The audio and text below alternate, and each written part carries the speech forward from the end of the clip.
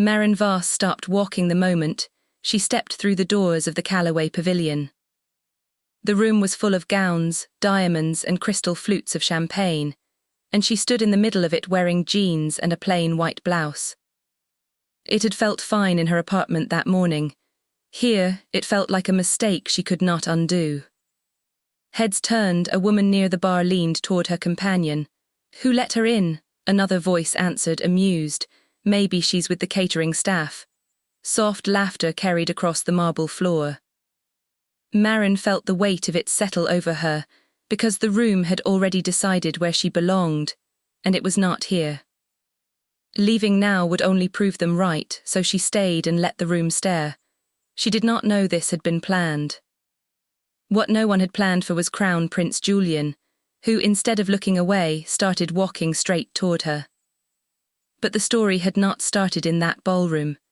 It started 4 days earlier, in a design studio near the harbour in Brightmoor. Maren sat at her work table finishing a gown that had taken 3 weeks to get right, a birthday gift for Queen Elena, mother of Crown Prince Julian of Verenmark. "Lady Priya wants this perfect," a junior staffer murmured. Of course she did. Lady Priya Ashworth, the boutique's owner, did not let just anyone near a piece that mattered this much. Lady Priya arrived herself, heels sharp against the floor.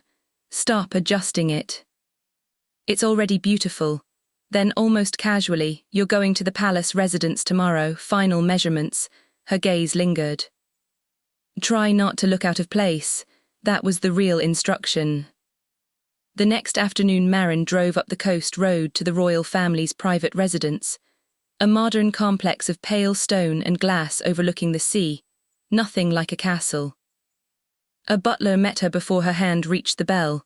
"This way, please." Everything inside had a place. She was the only thing that did not. Queen Elena looked up from her chair with a smile that softened the authority around her. "Maren, I've been looking forward to this. Come in." Maren relaxed. Tape measure, fabric notes, small adjustments, this she knew how to do. The door opened, heavy footsteps crossed the floor. "Push the briefing to Thursday." "Don't ask them, just move it." Crown Prince Julian lowered his phone and found Maren kneeling beside his mother with a tape measure in her hands. "I was told Lady Priya would come herself," he said, his attention not moving off Maren. "She had a prior commitment." "She sent me," Maren said. His eyes moved from her hands to the dress and back, like he was noticing something unexpected. "You had a hand in this." "I assisted," she said. A faint smile crossed his face, like he already knew that wasn't the whole truth. Queen Elena touched Maren's arm. "I'll come to my birthday dinner." "Oh, I don't think." "It isn't a request," Queen Elena said. "I'd like you there." A new voice cut in from the doorway. "Is she actually invited?" Lady Devon, Prince Julian's cousin, looked at Maren the way one looks at a stain on good fabric. "We're keeping the guest list selective this year." Queen Elena didn't glance at her. "She's invited." "That's settled." Lady Devon smiled, not in agreement but because something else had occurred to her. She turned to Prince Julian. "Don't forget, Sienna is your date for the dinner." "No," Prince Julian said evenly. "She's not." He walked out. Sienna Marchetti was Lady Devon's closest friend, and for months Lady Devon had tried to place her beside the Crown Prince. Prince Julian had never agreed to it. Lady Devon's irritation flickered before she followed him out, and the room settled as though nothing had happened. "Pay them no mind," Queen Elena said gently. "Now, where were we?" Maren returned to her work, steady hands, unsteady thoughts. The next morning, Lady Priya asked about the measurements. "Accurate," Maren said. "She prefers a softer waist." "I changed the fall slightly." That hadn't been in the original design, but Lady Priya only said, "Good." Then Maren added, "Queen Elena invited me to her birthday dinner." Lady Priya's eyes lifted sharply. "Why would she invite you? You're my employee." "I didn't ask for it," Maren said. Lady Priya exhaled. "I'll go." "But you're representing my brand, not yourself. Keep it simple." The meaning underneath was clear. "Don't forget your place." Across town, on the residence terrace, Lady Devon sat with Sienna over cooling tea. I met Lady Priya's employee. Aunt Elena invited her to the dinner. Why? Sienna asked. She has a soft spot for potential, Lady Devon said. And Prince Julian noticed her, the way he looked at her like she mattered. Sienna's eyes sharpened. Prince Julian is mine. He just doesn't know it yet. Lady Devon's smile turned cold at the edges. Don't worry, I have a plan. That evening Maren's phone rang from an unknown number. Hi Maren, this is Devon, the voice said smoothly. We're doing something different this year, relaxed. Just close family, jeans, white tops, nothing that pulls attention from her. We didn't want you to feel out of place. See you tomorrow. It sounded reasonable. The birthday dinner arrived in golden evening light, town cars pulling up one after another. Inside, gowns moved like poured silk, and champagne caught the light in careful hands. Nothing in that room was loud, nothing out of place, until Maren walked in jeans and a white blouse, and understood instantly this had never been a misunderstanding. It had been arranged. Did no one warn her? Someone murmured. She actually came dressed like that, said another, and soft laughter rippled near the windows.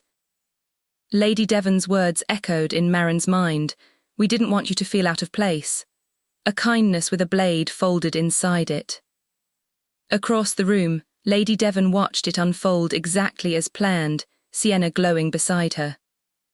Then the doors opened, and Crown Prince Julian walked in beside his mother. The room turned to sing happy birthday to Queen Elena, but Prince Julian's eyes found Maren first, and nothing else held his attention after that. He crossed the floor without hesitating, and everyone noticed. You came, he said. I was told it would be relaxed. You were told wrong, he said, voice softening. You're all right. Don't overthink it. Easy for you to say, she murmured. The faintest smile touched his mouth. Walk with me. On the terrace, the party noise faded behind them, and for the first time all night Maren could breathe. You look different out here, Prince Julian said, steady. Like none of this rattles you the way it should. That's not usually what gets noticed in rooms like that.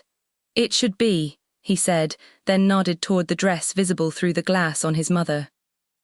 You designed that. I assisted, she said automatically. He shook his head. No, you don't just assist work like that. You should have your name on it.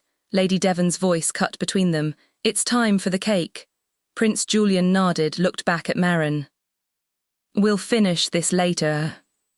Inside, Lady Priya stepped toward Queen Elena first. Happy birthday. Forgive the confusion earlier, I don't know what possessed her to dress like that. Queen Elena didn't glance at her. I do. I know exactly who arranged it. Then, to the room, a special thank you tonight to the woman who made this dress feel like me again. Maren, murmurs moved through the crowd. It may carry your name on the label, Queen Elena told Lady Priya, but Maren brought it to life. You should be proud of her. Later, Queen Elena found Maren alone near the windows. You have a gift. For the first time in years, I felt like myself in something beautiful. I'd like to invest in that if you ever build something of your own. Maren's eyes filled, not from the offer itself, but because for the first time someone had truly seen her. Thank you, she said. No, dear, Queen Elena said, thank you. Outside, Prince Julian caught up with her. Leaving, she nodded. Can I take you to dinner sometime? Too much had happened that night to think clearly. Can we talk about it another time? He held her gaze, then nodded. All right. The next morning, Maren stood at her work table with a blank sketch in front of her, thinking for the first time about what she wanted to create. Lady Priya approached. You handled last night well. I wasn't trying to handle anything. I just showed up. That's exactly why it worked, Lady Priya said. I'm expanding the studio. I'm willing to make space for you more visibly. A partnership, not an apology, an offer, and my name, Maren asked. That can be discussed, that was answer enough. I've already sent my resignation, Maren said. This will be my last month. Something flickered across Lady Priya's face, but Maren only gathered her things and walked out. Lady Devon was waiting outside. "You embarrassed yourself last night. And you think I didn't already know that?" Maren replied evenly. "You don't belong in that world," Lady Devon said, "and Prince Julian doesn't choose women like you. You were a moment." Nothing more. Maren, finally understanding exactly who Lady Devon was, said only, "Thank you." The reply caught Lady Devon completely off guard, and Maren walked past her before she could recover. That evening Prince Julian found Maren walking near the harbour, no driver, no entourage, just him. "I wasn't sure you'd want to see me," he admitted. "I wasn't sure either," she said. "I don't want to complicate things for you, but I'd like to take you out sometime." "I'm figuring things out," she said carefully. "I know," a pause, then he smiled. "Is this where I ask you out again?" "You can try. Tomorrow," he said. She nodded. "Tomorrow." 3 days later, everything changed again, and this time it had nothing to do with Prince Julian. A registered letter arrived from the Office of Royal Genealogy in Aldenreach. A neighbouring kingdom Maren had visited once on a school trip, 11 years earlier. She nearly threw it away as a scam before she saw the seal. The letter requested a meeting about closed adoption records tied to an infant transferred out of Aldenreach 26 years earlier, under a sealed protective order. 2 days later, a genealogist named Director Pell laid documents gently across the table.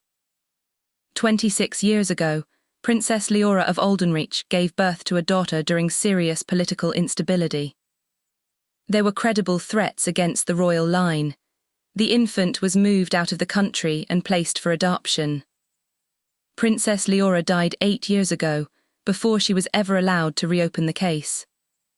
The request to unseal it was filed last month by her surviving sister, the current Queen Regent of Aldenreach. Maren's hands went still. "Why now?" "Why me?" Director Pell slid a single document across the table. A DNA comparison run against a sample Maren had submitted years earlier through a genealogy service, out of idle curiosity, and forgotten about. "The match is confirmed," Director Pell said. "You are Princess Leora's daughter. Which makes you, as of this morning, third in line to the throne of Aldenreach." Maren did not tell anyone right away.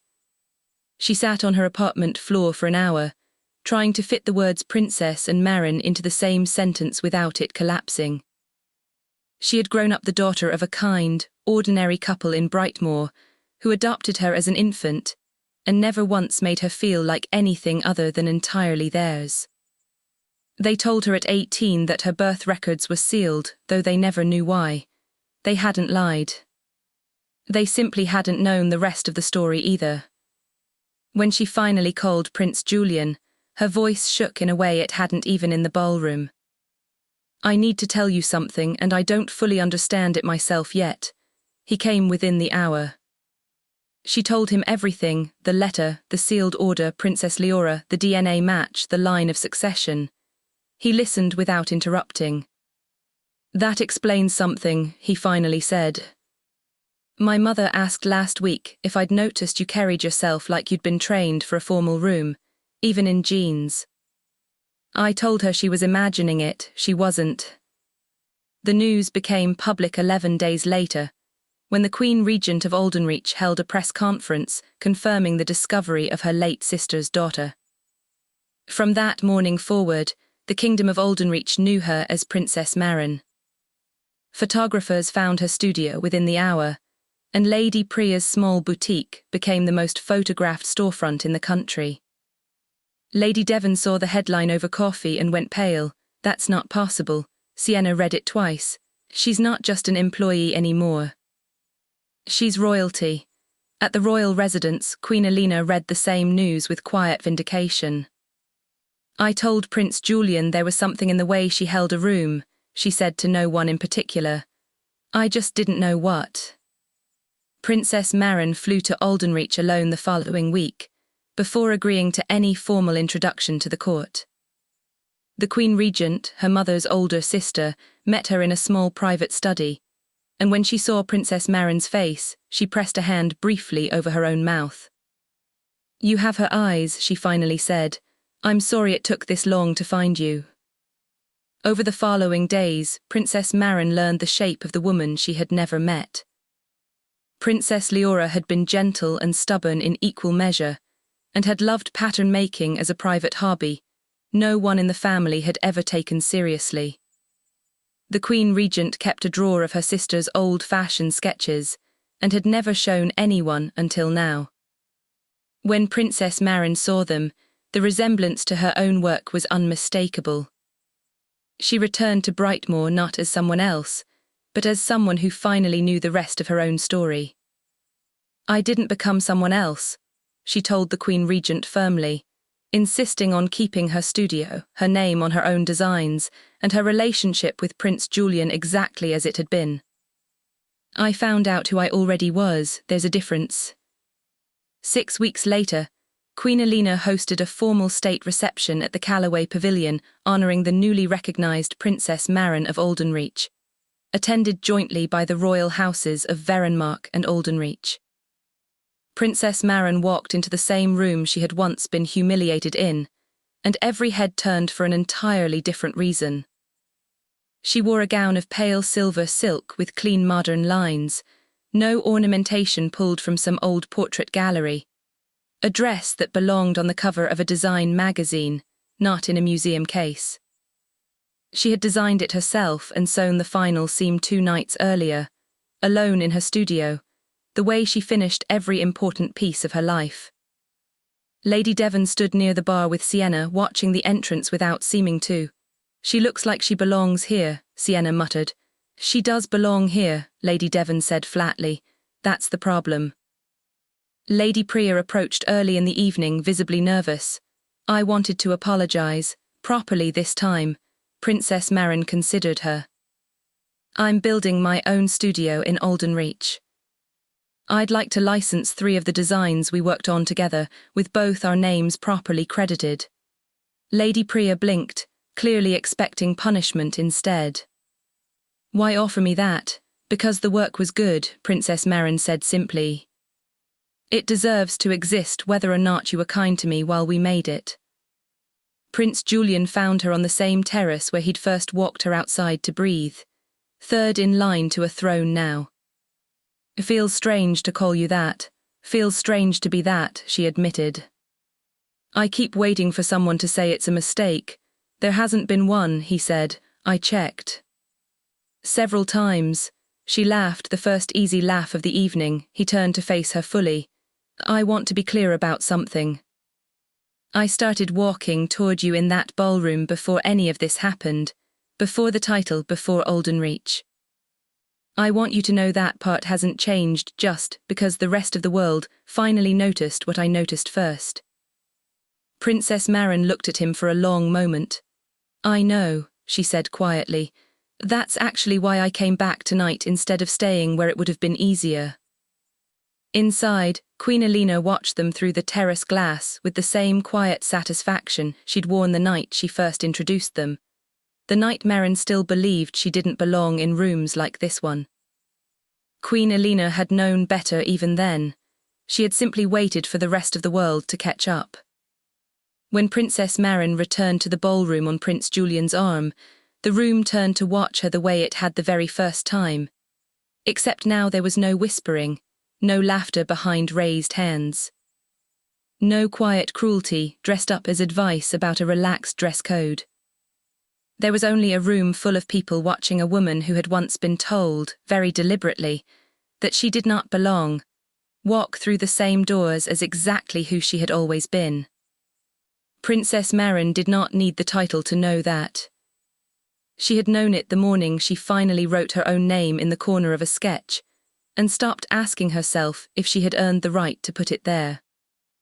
The crown, when it came, only confirmed what the needle and thread had already proven 100 times over. The work had always carried her name. Now, finally, so did everything else. If you loved Maren and Prince Julian's story, subscribe so you never miss the next one. New royal romance episodes drop every week, turn on notifications so you're first to know when the next chapter goes live.